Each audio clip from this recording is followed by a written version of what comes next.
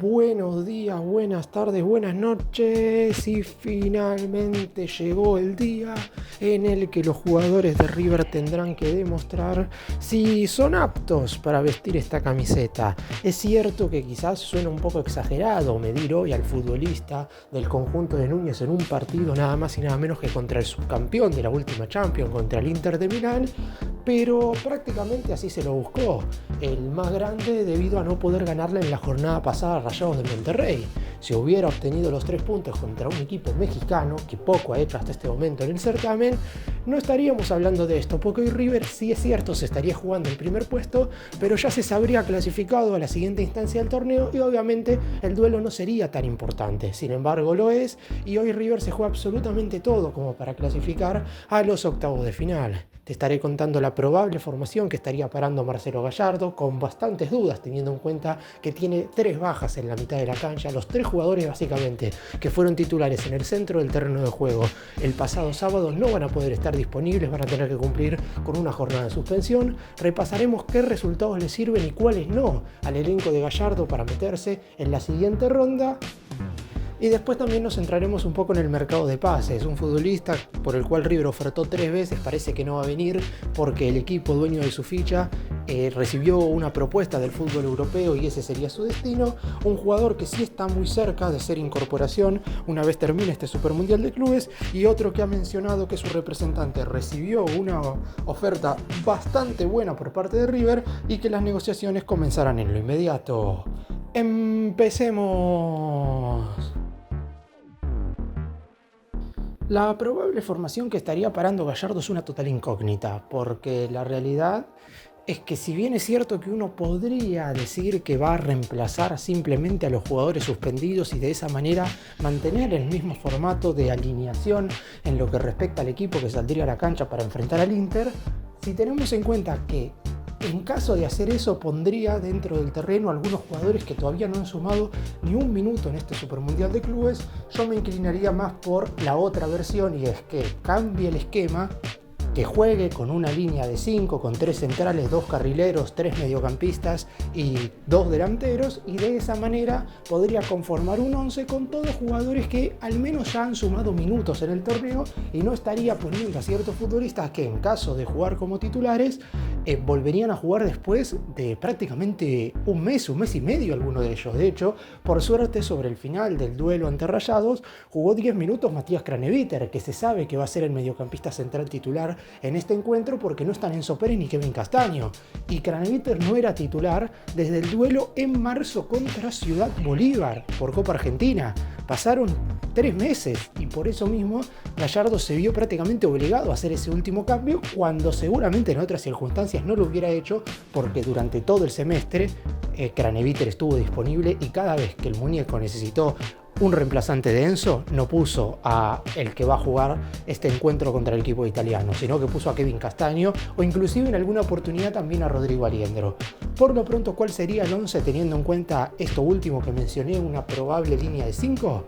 Armani en el arco, los 2 laterales volantes, los 2 carrileros serían Gonzalo Montiel por el lado derecho y Marcos Acuña por el costado izquierdo. No descartaban algunos, en caso de jugar 4-4-2, que también es una posibilidad, que para reforzar la mitad de la cancha juegue Montiel de lateral y Bustos de mediocampista. Yo creo que esto está muy por detrás de la consideración de Gallardo, porque Bustos, más allá de tener características ofensivas, no es volante, es lateral. Está acostumbrado a arrancar desde atrás y eso podría quitarle un tanto de referencia, más allá de que River podría de esa manera reforzar el costado derecho. Los 3 centrales, acá no hay dudas, jugaría Martínez Cuarta como stopper por derecha, Germán Pesela como último hombre y Paulo Díaz como stopper por izquierda. En la mitad de la cancha, reemplazando a los suspendidos, Matías Craneviter como volante defensivo. Y en cuanto a los otros 2 mediocampistas, uno va a ser Maxi Meza y el otro, acá está la incógnita. Si nos guiamos por quien ha jugado los primeros 2 encuentros, uno como titular y el otro ingresando desde el banco, quien debería entrar sería Nacho Fernández, pero no descarto que pueda jugar Rodrigo Aliendro y de esa manera River tenga un centro del campo de juego bastante más compacto. Es cierto que le puede llegar a faltar gol, teniendo en cuenta que Aliendro no tiene, Craneviter tampoco, y Meza últimamente tampoco ha convertido tanto, pero me parece que hoy hay que apuntar un poco a esa mitad de la cancha. Y la pareja de atacantes, obviamente, acá no hay mucha duda, no se va a meter Borja en el equipo, por lo menos así lo veo yo. Franco Mastantuono acompañaría a Facundo Colidio. Las bajas en la mitad de la cancha claramente le generan un problema al entrenador, básicamente porque no es que tiene tan solo una ausencia. Los 3 futbolistas que formaron parte del centro del campo de juego en el duelo contra Rayados no van a estar a disposición. Y obviamente se van a sentir las ausencias, no es algo que se puede dejar de lado así de un momento para el otro. Y esto va más allá del nivel que hayan mostrado Enzo Pérez, Kevin Castaño y Giuliano Galopo en los primeros 2 partidos del Mundial de Clubes. Es una cuestión de que Gallardo había armado medianamente, de manera correcta, una mitad de la cancha más que apropiada para enfrentar al equipo mexicano. River, sobre todo en el segundo tiempo, había superado al elenco de la CONCACAF y ahora ninguno de los 3 va a poder estar disponible. Recordemos los motivos: Enzo Pérez y Galopo fueron amonestados en el primer duelo contra Urawa Red Diamonds y también en el segundo cotejo contra Rayados de Monterrey, motivo por el cual al llegar a la segunda tarjeta amonestación tienen que cumplir con una jornada de suspensión. Y Kevin Castaño fue expulsado en el minuto 91 por doble amarilla, por lo que también tiene que cumplir con una fecha. Está claro que el armar nuevamente la mitad de la cancha obliga a Gallardo a no solamente modificar el centro del terreno del juego, sino, como dije antes, a cambiar totalmente el esquema. Porque una cosa es que te falte uno y de esa manera únicamente reemplazás esa pieza. Es mucho más sencillo y muchísimo más práctico, porque si bien es cierto que los 3 jugadores que mencioné antes parecerían ser titulares en el futuro de River, hay que tener en cuenta que en lo que respecta a sus respectivas posiciones hay jugadores que pueden jugar en sus lugares. Es decir, si Enzo Pérez no está, puede jugar Craneviter. Si Kevin Castaño no está, puede jugar Aliendro. Si Galopo no está, puede jugar Nacho Fernández. Ahora, que te falten los 3 y tener que armar una mitad de la cancha completa con Craneviter, Aliendro y Nacho, y sería una locura si no reforzás la parte defensiva. 3 jugadores de más de 30 años enfrentando a subcampeón de Europa. Es cierto que el Inter no dejó la mejor imagen ni en el duelo contra los asiáticos ni en el cotejo de la primera fecha contra Rayados de Monterrey, pero aún así no deja de ser un equipo que, por jerarquía de jugadores y sobre todo si River pone esa mitad de la cancha, está muy por encima del elenco sudamericano, y por eso mismo Gallardo analiza este cambio de esquema para suplantar las 3 ausencias que va a tener en el centro del terreno de juego. Obviamente que puede salir todo mal, porque en algunas oportunidades Gallardo ha puesto línea de 5 y ha salido bien, como en la final contra Boca, como en el partido contra Palmeiras que gana 2-0 en Brasil, pero otras veces ha salido mal, como puso la línea de 5 el año pasado contra Mineiro en la ida por las semifinales de la Libertadores. Y así está hoy conformado el grupo E, la zona en la que está River con Inter, hoy punteros con 4 puntos. Hoy, si el grupo acabara, el Millonario finalizaría en el primer lugar por tener mejor diferencia de gol global que el equipo italiano. Rayados tiene 2 puntos y Urawa Red Diamonds no tiene unidades. Si Rayados no le gana al equipo japonés, River e Inter clasificarán sin importar cuál sea el resultado entre ellos. Lo que habrá que esperar es ver quién gana, ese equipo finalizará primero. En caso de igualdad, serán los argentinos los que estén por encima de los europeos. Acá el principal inconveniente sucede si Rayados gana. En ese caso, sí o sí, si hay un ganador en River Inter, ese pasa primero y Rayados segundo, y el perdedor obviamente quedaría eliminado. Por eso mismo, un resultado que se puede llegar a dar y que sería muy perjudicial para el más grande es simplemente que Inter gane 1-0, es decir, que River esté a la altura pero pierda por la mínima diferencia, y que Rayados le gane también por la mínima diferencia a Urawa Red Diamonds por 1-0, y de esa manera River estaría quedando eliminado. ¿Qué es lo que sucede si River e Inter empatan y Rayados gana? Acá es donde empieza toda la numerología y todas las estadísticas con todas las probabilidades. ¿Por qué? Porque los 3 equipos finalizarían con 5 puntos. Y lo que hay que mirar en este caso, según el reglamento de este Supermundial de Clubes de la FIFA, es primero la diferencia de gol de los equipos entre los partidos que disputaron entre sí, y como son 3 empates, todos tienen 0, y posteriormente eso hay que mirar la cantidad de goles a favor. River hoy tiene 0, porque solamente enfrentó a Rayados y no marcó goles, e Inter y el equipo mexicano tienen 1. Es decir, si River e Inter empatan 0-0, quedará automáticamente el más grande eliminado siempre y cuando Rayados le gane a Urawa Red Diamonds. ¿Qué pasa si River e Inter empatan 1-1? En ese caso sí hay que mirar la diferencia de gol global entre River y Rayados. De esa manera, quien obtenga la mejor diferencia de gol se clasificará segundo por detrás de Inter. Si Rayados solamente vence por un tanto Urawa Red Diamonds, será River quien clasifique. Si Rayados gana 2-0, también será River. Si el equipo mexicano gana 3-1, hay que mirar el fair play porque estarían igualados absolutamente en todo, y en esta oportunidad los mexicanos estarían por arriba. La expulsión de Castaño complica a River en ese sentido, mientras que si Rayados gana 4-2 o por más goles de diferencia, se clasificarían. Y si River e Inter empatan 2-2, no importa por cuánto le gane el conjunto norteamericano al equipo japonés, los argentinos y los italianos se clasificarán a la siguiente instancia. Así que de 2-2 para arriba, cualquier empate favorece al elenco de Núñez, aunque obviamente el equipo de Gallardo debe ir en busca del triunfo.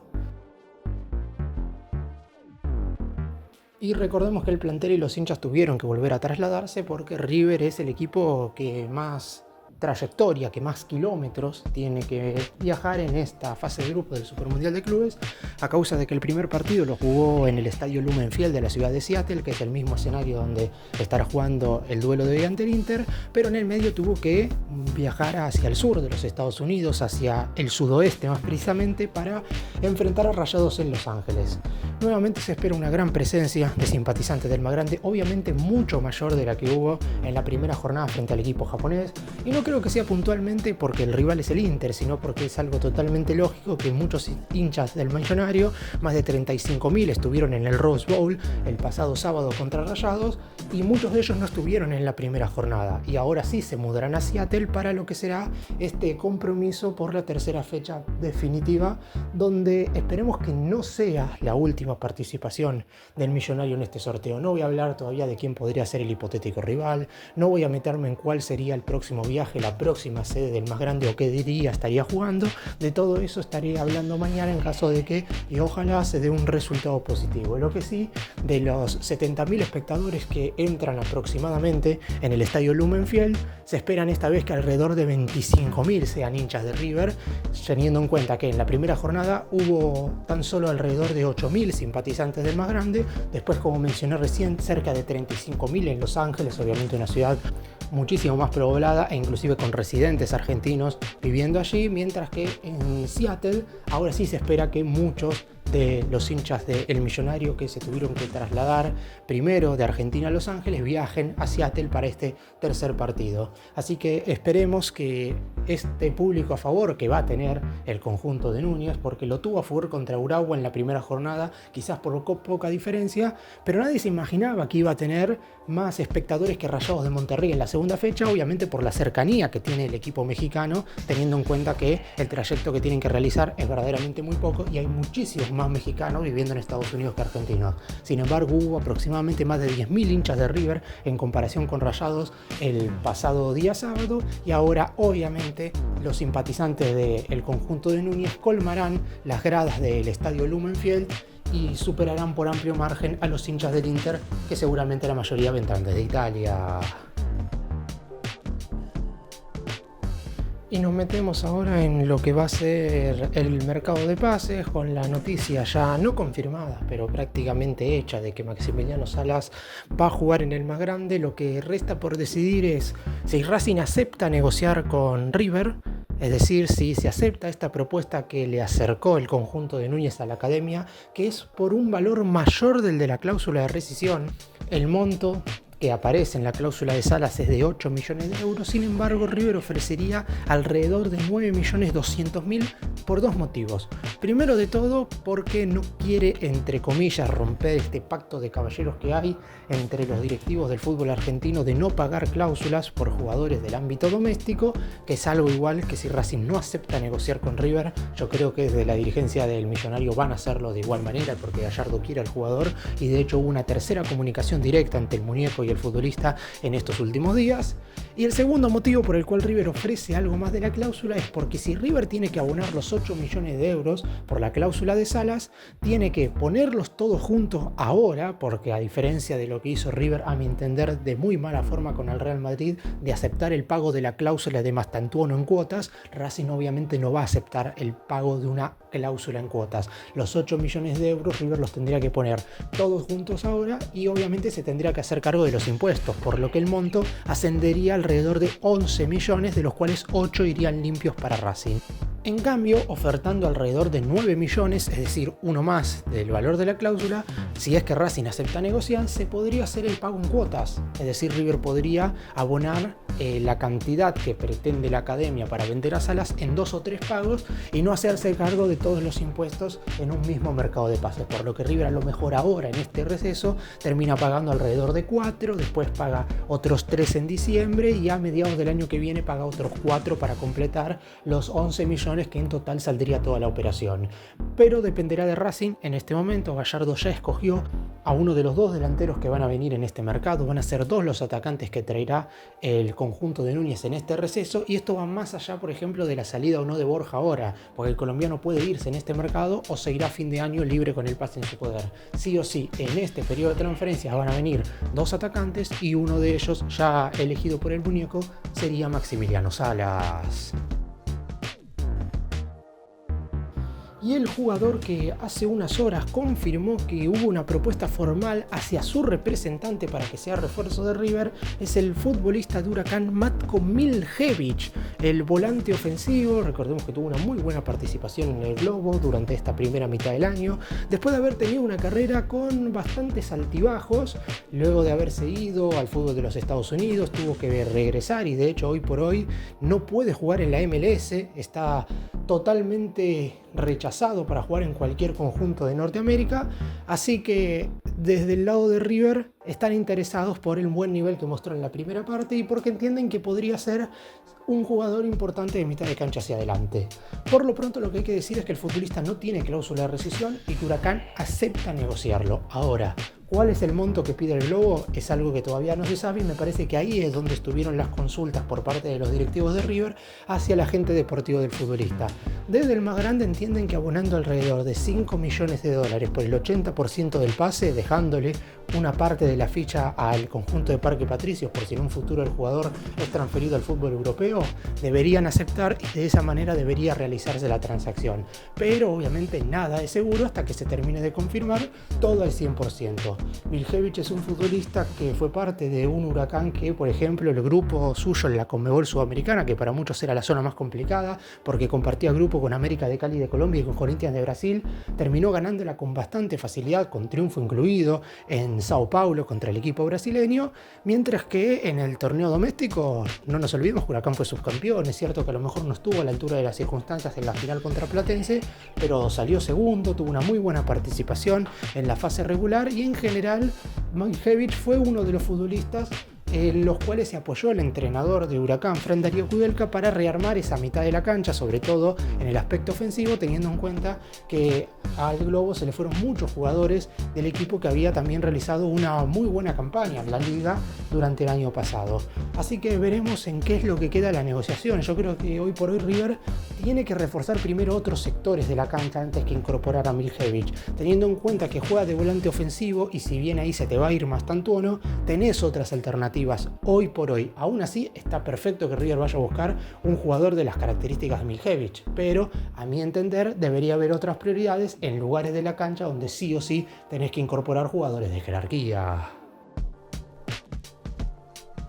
Y Román Vega, que era el otro jugador junto con Maxi Salas por el que River estaba negociando de manera firme, parecería que ya no va a ser incorporación del más grande porque desde el lado de Argentinos Juniors, dueño del pase del jugador, habrían ya aceptado de palabra, falta que todo se termine trasladando al papel, y esto es importante porque en el caso de Román Vega, a mediados del año pasado, también habían aceptado de palabra una oferta de Arabia Saudita y finalmente cuando todo fue trasladado al papel, los números eran totalmente distintos y por eso el lateral izquierdo se quedó en el fútbol argentino. Sin embargo, ahora todo parecería estar dado como para que se vaya al Zenit de San Petersburgo, que pondría 9 millones de euros para hacerse con la ficha del marcador de punta zurdo, que fue la primera alternativa que fue a buscar River en este mercado de pases. Es cierto que hicieron otras consultas, como por ejemplo por Gabriel Suazo, el lateral izquierdo chileno, cuyo contrato acaba en el Toulouse, pero él mismo ha decidido seguir en el fútbol europeo. También se comunicaron nuevamente con los directivos de Atlético Paranaense para saber si al fin tenían intenciones de vender a Lucas Esquivel, porque eso mismo fue lo que no había sucedido a principios de año y todo parecería indicar que seguirían de la misma manera, y por eso, como Argentinos Juniors, más allá de que obviamente prefiere vender al jugador al exterior, y eso parece que es lo que terminará sucediendo, aceptaba negociarlo con River siempre y cuando el millonario pusiera el monto que pretendía el bicho. Se avanzaron en las charlas en el último tiempo, porque River ya había superado en lo que habían sido las primeras ofertas, tanto del Bolonia de Italia, que había quedado totalmente descartado, como del Ajax de los Países Bajos. Los dos equipos del viejo continente habían ofertado menos que el más grande, y si bien es cierto, como mencioné recién, que Argentinos pretendía venderlo al exterior, también habían llegado a un entendimiento con el representante del futbolista de que, en caso de que River ofertara más que alguno de estos equipos recién mencionados, iban a aceptar la propuesta de River. La última oferta del equipo de Núñez había sido de 6,5 millones de dólares. Queda bastante lejos de lo que ofreció el Zenit de San Petersburgo, siempre y cuando esta oferta sea real. Si se termina de confirmar en estas horas, obviamente River tendrá que dejar de lado cualquier tipo de charla por Vega y, claro está, ir a buscar a otro lateral izquierdo. Algunos dicen que esta oferta podría llegar a ser, no sé si llamarlo un invento, pero esas típicas propuestas que utilizan algunos equipos como para que el conjunto con el cual están negociando, en este caso River, aumente los valores y de esa manera terminar aceptando más de los 6,5 millones que ofertó el más grande en última instancia. Así que veremos qué es lo que sucede. Hoy por hoy, si todo esto que mencioné es realidad, Román Vega se aleja totalmente de River y su destino parecería estar en el fútbol ruso. Para cerrar, básicamente, y más allá de lo que mencioné sobre el final en relación al mercado de pases, hoy la mente está puesta 100% en lo que será el partido frente al Inter. Desde las 22 horas horario de la Argentina, en el Lumen Field de la ciudad de Seattle, el más grande se enfrentará al conjunto italiano sabiendo que si gana clasifica como primero. Es cierto que parece algo complicado, pero no es algo que haya que dejar de lado, porque River jugó bastante bien el segundo tiempo contra Rayados e Inter todavía no ha dejado la mejor imagen. Obviamente, de más está decir, es el partido más difícil que jugará River en esta fase de grupos. En caso de perder, deberá esperar que Rayados no venza al Urawa Red Diamonds de Japón. De esa manera clasificará. Si los mexicanos ganan su partido contra el equipo japonés, River quedará eliminado. Y en caso de que Rayados gane y River empate contra Inter, habrá que ver por cuánto empata el más grande. Si empata 0-0, queda eliminado. Si empata 1-1, depende de que Rayados gane tan solo por un gol de diferencia o gane 2-0. Si gana 3-1 o por 3 o más goles de diferencia, clasifica Rayados. Mientras que si River e Inter empatan 2-2, ambos se meterán en los octavos de final del certamen.